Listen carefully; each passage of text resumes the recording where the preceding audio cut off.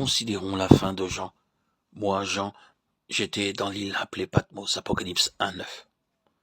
Jean a été exilé sur une île. Qu'est-ce qu'une île? Une île est différente du continent, si bien que de la mer. Elle est dans la mer, sans être la mer. Pour cette raison, elle se tient solitaire, entourée par la mer. Elle est une extension de la terre, mais cependant elle est séparée du continent sans en faire partie.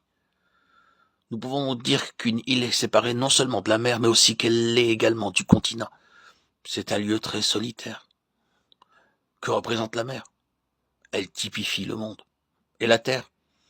Elle représente le monde religieux.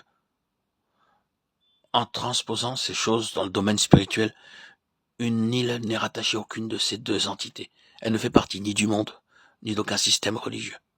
Dieu ne se tient dans aucun de ces deux systèmes, ni dans le monde, ni dans les gigantesques organisations religieuses humaines. Et Dieu, dans sa sagesse, a déplacé son apôtre sur une île. Jean n'est ni dans le système du monde, ni dans le système religieux, mais il est sur une île. Combien grande doit être sa solitude. Il ne jouit ni de l'ondoiement des plaisirs du monde, ni de la sécurité qu'offre une vie religieuse bien établie. Il est véritablement bien seul. Cependant, une chose merveilleuse survient sur cette île solitaire. Jean est transporté en esprit au jour du Seigneur. Il voit une grande et haute montagne, Apocalypse 21:10. Combien tout cela est merveilleux.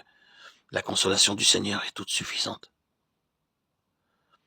Il n'est nul besoin d'avoir les plaisirs de la mer, ni la paix terrestre. Seuls ceux qui sont séparés de la mer et de la terre peuvent jouir d'une réelle réunion avec le Seigneur. Le chrétien qui ne veut pas délaisser la position et la réputation religieuse ne parviendra jamais sur cette île. Sachons bien que le Seigneur nous appelle à cette île. Il désire que nous délaissions volontairement tout ce qui est seulement externe, afin de nous attirer près de lui. Bien qu'il n'y ait ni bateau dans la mer, ni pont pour aller sur cette île, le Saint-Esprit peut nous y transporter. Mais tant que les hommes sont occupés à autre chose, ils ne peuvent aller sur cette île. C'est à Jean que nous devons retourner premièrement. Saisissons tout d'abord cette réalité. Puis, redécouvrons ce que signifient les témoignages de Paul et de Pierre. Apprenons comment vivre sur cette île. Comment demeurer dans une maison louée.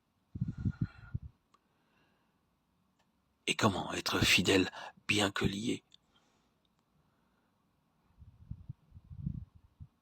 Que le Seigneur nous bénisse tous. Amen. Alléluia.